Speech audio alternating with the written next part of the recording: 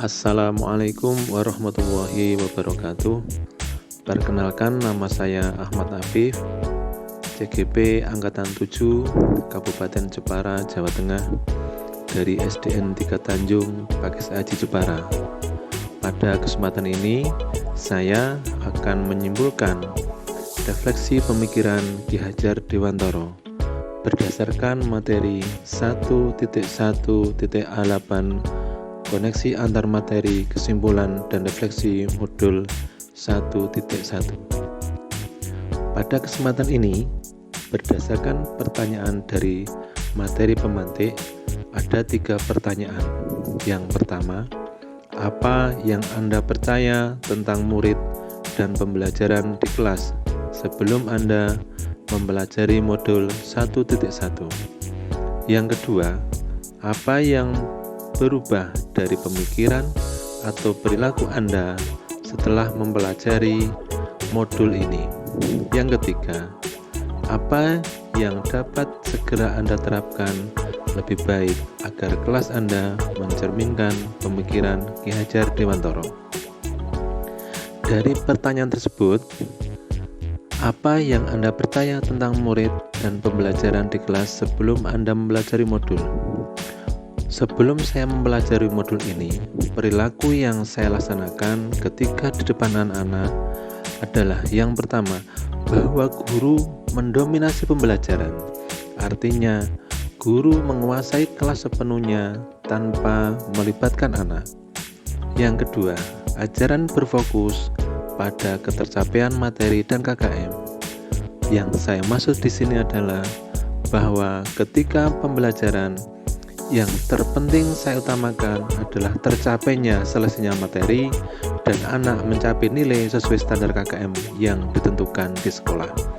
Kemudian yang ketiga, aspek kognitif anak, guru kurang memahami karakter anak dan memotivasi belajar siswa rendah. Sehingga pada pembelajaran ini yang penting guru mengajar, tidak memperhatikan apakah anak itu suka atau termotivasi atau tidak dengan pelajaran tersebut. Yang berikutnya, anak tertib dan tenang di kelas merupakan keberhasilan guru. Ini adalah pemikiran yang saya alami ketika pembelajaran sebelum mempelajari materi modul 1.1. Kemudian, apa yang berubah dari pemikiran atau perilaku Anda setelah mempelajari modul ini? Setelah mempelajari modul 1.1, perubahan pikiran yang saya harapkan dan yang saya dapat adalah yang pertama, guru bukan satu-satunya sumber belajar. Yang kedua, pembelajaran yang kita lakukan bersifat berpusat pada murid.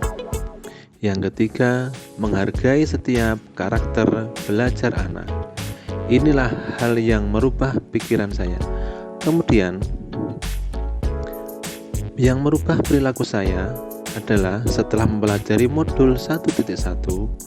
Yang pertama, membuat pembelajaran yang menarik agar motivasi belajar siswa meningkat.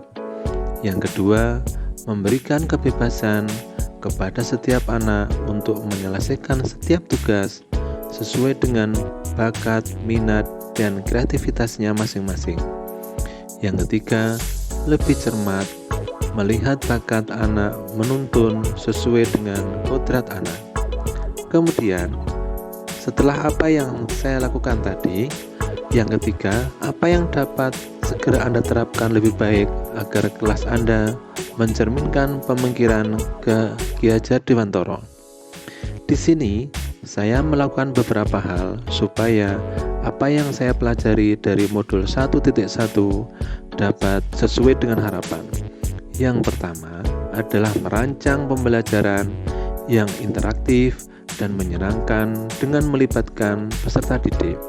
Di sini yang saya harapkan dan saya terapkan anak supaya aktif dalam pembelajaran.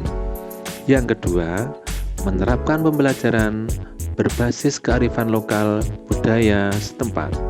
Kebetulan anak-anak kami, anak-anak SD yang berada di sekitar pegunungan, sekitar pedesaan, sehingga kami menggunakan pembelajaran yang ramah dengan lingkungan, ramah dengan lingkungan sekolah di sekitar pegunungan.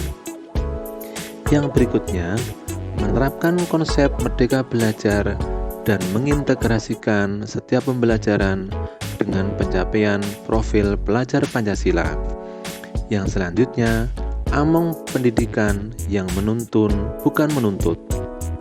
Yang selanjutnya, pembelajaran yang sesuai dengan kodrat alam dan kodrat zaman. Yang terakhir adalah mengintegrasikan permainan dalam pembelajaran. Dari apa yang saya laksanakan, saya berharap bahwa anak-anak nanti siswa kami dapat menjadi anak yang baik, yang berakhlak karimah. Sehingga dapat kami simpulkan beberapa hal. Yang pertama adalah bahwa pendidikan anak adalah menuntun, bukan menuntut, sesuai dengan minat dan bakatnya.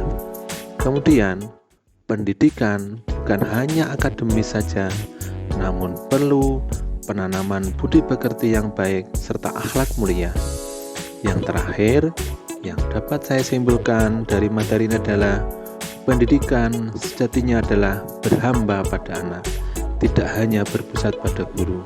Sehingga dari pendidikan diharapkan dapat merubah perilaku anak dari yang belum baik menjadi baik. Demikian dari pemakaran yang saya sampaikan.